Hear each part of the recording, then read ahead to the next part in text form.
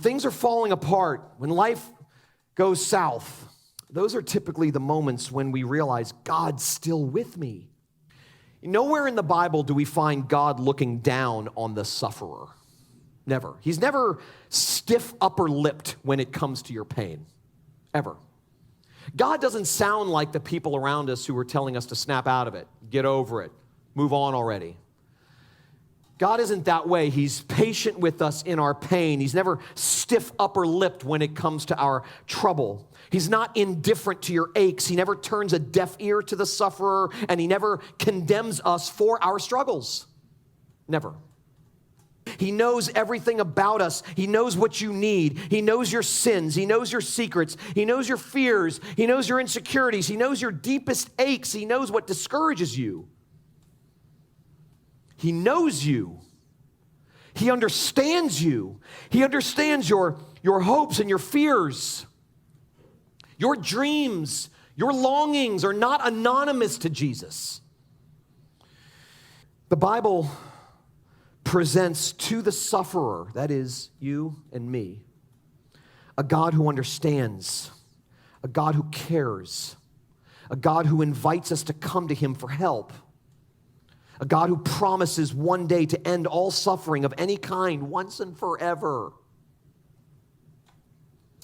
That's the God that summons us in our seasons of pain. That's the God who promises to be with us in our crucibles of ache.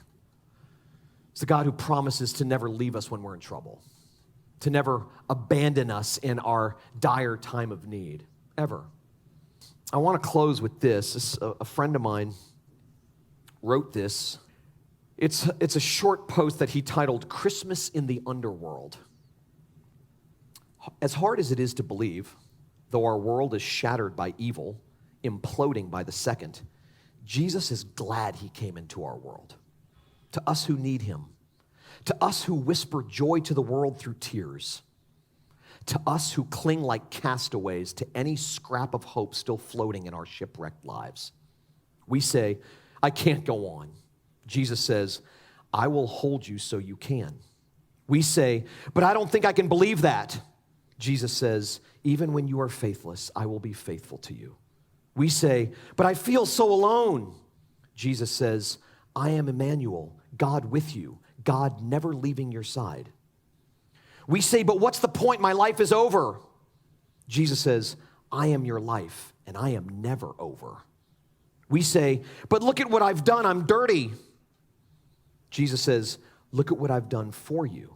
I've taken your dirt and I've smeared it all over me. You are clean. I am filthy. See me dirty on the cross. See you clean beneath it."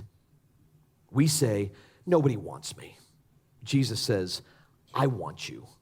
Desperately, lovingly, crazily. I want you." And he does. No one twisted Jesus' arm to make him enter Mary's womb.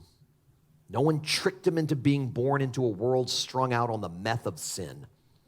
He came in with his eyes wide open and his heart too. A wide open heart big enough to hold the whole world. A wide open heart big enough to hold you in all of your messiness.